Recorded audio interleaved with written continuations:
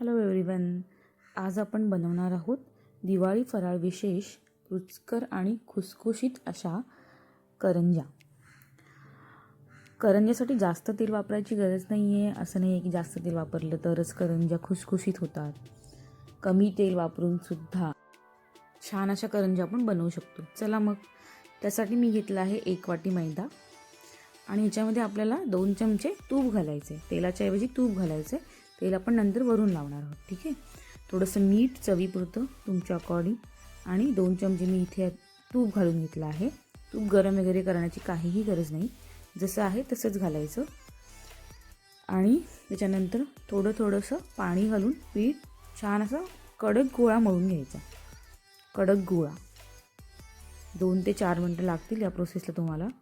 व्यवस्थित पाणी घालून थोडं पाणी घालायचं. जास्त पातळ झालं तर मग पीठ एकदमच नरम होऊन जाईल आणि मग आपल्या ज्या लाट्या आहेत त्या बनणार नाही. हे बघा, इथे माझा गोळा बनवून रेडी केला आहे मी. त्याला मी अजून 3 ते 4 मिनटं 5 मिनटं तुमच्या अकॉर्डिंग जसं तुम्हाला जमेल तसं. गोळा थोडासा मऊ झाला पाहिजे तोपर्यंत त्याला छान असं मळून घ्यायचं आहे आणि त्याला रेस्ट द्यायचा आहे बाकीची प्रोसेस होईपर्यंत. म्हणजे सारण आपण बनवूया तोपर्यंत. सारण, पुरण काहीही बोलू शकता. त्यासाठी मी 1 मीडियम वाटी खोबरं घेतलं आहे. हीच वाटी ठेवायची आहे मापासाठी. तीच वाटीने रवा, त्याच वाटीने पिठी साखर. ठीक आहे. आता खोबरं आपलं छान तांबूस होईपर्यंत भाजून घ्यायचं. थोडासा गोल्डन कलर त्याला आला की ते एका पॅनमध्ये काढून घ्यायचं. हे बघा. ओके. याला तुम्हाला 3 ते 4 मिनटं लागू शकतात आणि मीडियम गॅसवरच शक्यतो भाजा. जास्त हाय फ्लेम ठेवली तर मग खोबरं एका साईडने जळेल आणि मग अर्ध कच्चं अर्ध भाजलेलं असं राहील. ठीक आहे. किसून घ्यायचं छान खोबरं, किंवा तुम्हाला पाहिजे असेल तर मिक्सरला वाटून सुद्धा घेऊ शकता सुकं खोबरं. हे बघा, आपलं छान खोबरं भाजून आहे तयार. आणि तुमच्या अकॉर्डिंग तुम्हाला जास्त तांबूस कलर पाहिजे तर तांबूस. मी थोडंसं त्याला कच्चा पण घालवण्यासाठी घेतलं. हे बघा, थोडासा तांबूस कलर आला आहे. 3 ते 4 मिनटं लागतात ह्याच्यासाठी, पण 5 ते 60 मिनटं पण लागू शकतात तुमच्या गॅसच्या फ्लेमप्रमाणे. पण मी सांगितले की मीडियम फ्लेमवरतीच भाजा. त्यानंतर 1 वाटी रवा मी घेतला आहे. तो पण आपल्याला छान भाजून घ्यायचा. त्याच्यामध्ये पण 2 चमचे तूप तुम्ही भाजताना टाकू शकता. ठीक आहे. त्याच्यानंतर आपल्याला 1 चमचा खसखस भाजून घ्यायचे. आणि खसखस भाजताना तुमची फ्लेम बंद केली तरी चालेल. जो तुमचा तवा किंवा कढई गरम असते त्याच्यामध्येच तुम्ही भाजून घ्या ते. कारण त्याला फक्त 30 ते 40 सेकंदच लागतात भाजायला. जास्त भाजलं तर ते कडवट होऊन जाईल, त्याची टेस्टसुद्धा राहणार नाही. ठीक आहे. आता हे सर्व मिश्रण एकाच पॅनमध्ये काढून घ्यायचं आहे, किंवा एका कढईमध्ये एका बाउलमध्ये तुम्ही काढून घ्या. मी सर्व एका बाउलमध्ये काढून घेतलं आहे. खोबरं, रवा आणि त्याच्यानंतर पुढे आपल्याला ड्रायफ्रूट्स घ्यायचे. आता ड्रायफ्रूट्स तुम्ही तुमच्या अकॉर्डिंग चॉप करून सुद्धा घेऊ शकता, म्हणजे बारीक कापून, किंवा मिक्सरला ग्राइंड करून सुद्धा घेऊ शकता. मी मिक्सरला ग्राइंड करून घेतले. आणि तुमच्या अकॉर्डिंग मी ते काजू, बदाम आणि चारोळी घेतली. आणि ह्याला पण मी अगदी मीडियम फ्लेमवरती अर्धा चमचा तुपामध्ये थोडंसं रोस्ट केलं आहे. 1 ते 2 मिनटं बस तेवढंच रोस्ट करायचं आहे. आणि हे पण मी नंतर त्या बोलमध्ये काढून घेतले. आणि मेन प्रोसेस, सर्व मिक्स झाल्यानंतरच 1 वाटी मी पिठी साखर त्याच्यामध्ये घातली. तुम्ही तुमच्या अकॉर्डिंग पिठी साखर घालू शकता. ठीक आहे. आणि नंतर पाव चमचा किंवा अर्धा चमचा वेलची पूड याच्यामध्ये घालून घ्यायची आणि छान असं मिक्स करून घ्यायचे. जर तुम्ही गरम असताना पिठी साखर घातली तर त्याचे गोळे होऊ शकतात, म्हणून मी गरम असताना नाही घातली. ओके. आणि मी घरी बनवलेली पिठी साखर वापरली आहे. तुम्ही जर बाहेरून आणाल तर ती नक्की चाळून घ्यायला विसरू नका. हे बघा, आता जोपर्यंत आपण सारण बनवत होतो तोपर्यंत आपलं पीठ इथे छान असं भिजून तयार आहे. 15 मिनटं लागली असेल आपल्याला या सर्व प्रोसेससाठी. आणि पीठ आता छान असा मऊसूद गोळा झाला आहे तयार.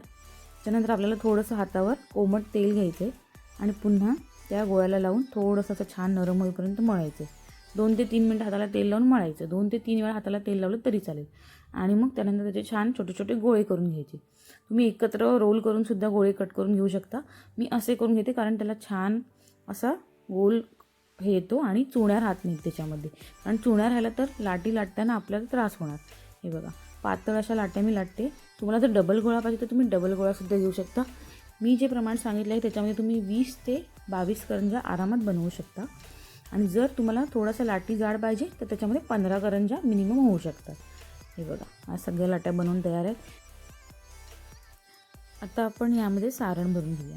बघा, सारण भरताना मी कसा हात ठेवला आहे जेणेकरून सारण इतरत्र पसरणार नाही. कारण मग इतरत्र पसरलं साईडला की त्याला ते मधी आपण जेव्हा फोल्ड करतो करंजी तेव्हा मधी येऊन ते करंजा फाटण्याची शक्यता असते. म्हणून हात ठेवून करंजाला मध्ये सारण टाकून घ्यायचं आणि नंतर पूर्ण एक अशा वेळी तुम्ही करू शकता किंवा तुम्हाला सिंगल जर पाहिजे असेल तर तुम्ही सिंगल एक लाटी वाटून पुन्हा त्याच्यामध्ये सारण भरून सिंगल करंजी रेडी करून साईडला ठेवू शकता.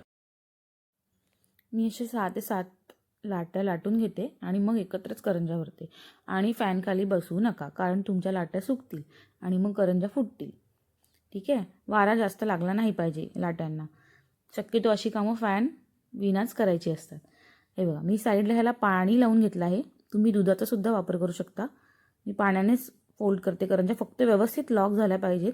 समजा भरताना तुमची एखादी करंजी फुटली किंवा मधी त्याला होल पडला लाटीला, तर ती लाटी तुम्ही पुन्हा लाटावी.